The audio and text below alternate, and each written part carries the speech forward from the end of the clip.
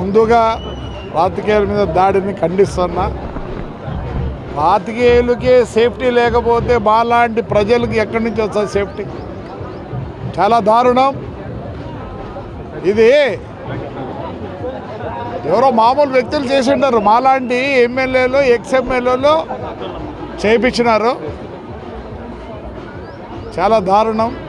అదిగాక ఆ అబ్బాయి కృష్ణమోహన్ని కొట్టిన విధానం చూస్తుంటే ఫ్రాక్షన్లో కూడా కొట్టుకోరు.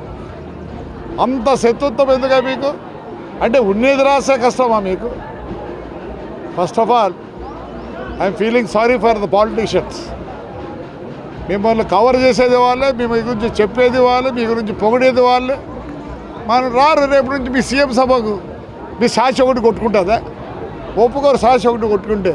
అన్ని ఛానళ్ళు వచ్చి చూపిస్తే ఏది నిజమో ఏదో నిర్ధారిస్తారు. ఎందుకు రావాలంటే వీళ్ళందరూ ప్రైవేట్ ఛానల్స్ అంతా మీకోసరం పబ్లిసిటీ వాళ్ళు ఇస్తున్నారు మీకు ఎక్కువ. So I very sorry for the incident done at Raptadu. నేనంత మేధావిని కాదు, నేను పొల్యూట్ బ్యూరో కాదు, ఏంది కాదు, ఆర్డినరీ కార్యకర్త ఫర్ తెలుగుదేశం. అంతవరకు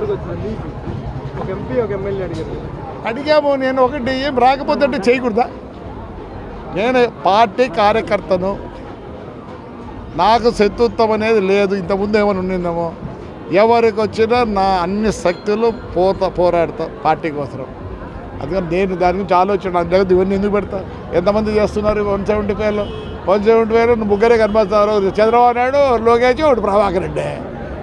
ఒకవైపు వైసీపీ సిద్ధం సభలు పెట్టుకుంటూ ప్రచారంలో ముందుంది కదా, ఇంతవరకు టికెట్ కూడా ఇప్పుడు ఆయన ఏం టికెట్లు ఇచ్చినాడు ఆయనకే తెలియదు.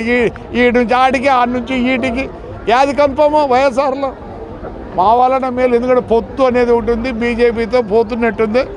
I think within 3-4 days అంత వచ్చే లిస్ట్ అంతా తయారైంది.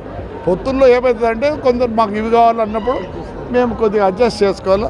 మా వాళ్ళని కూడా మమ్మల్ని కూడా ఒకవేళ రేపు తాడిపత్రి కావాలంటే నన్ను వచ్చి ప్లీజ్ చేయాల్సిందే. అది పరిస్థితి. కాబట్టి అంత తొందరగా ఏం లేదు, అయిపోతాయి ఒక 3-4 daysలో. చాలా మంది సీనియర్లు సీట్లు ఉండకపోవచ్చు. నేను ఒకటే చెప్తే, ఏం సీనియర్లు?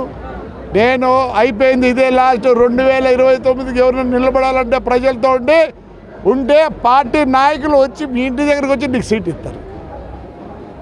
అసలు అంటే అర్థం ఏమేమంటే వాళ్ళకి సీట్ వస్తేనే పనిచేస్తారా? ఇప్పుడు అందరూ ఆల్ పార్టీలో ఉండేవాళ్ళు కరెక్ట్గా చేయండి, పని చేయండి, నీకు అదృష్టం ఉంటే వస్తుంది.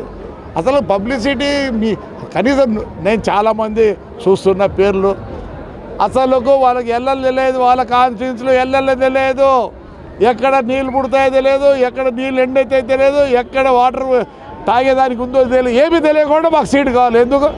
ఏదో పార్టీ చూసి గెలిచిపోతామని. పోయింది, ఆ కాలం పోయింది. ఫేస్ వాల్యూ ఉండాలా?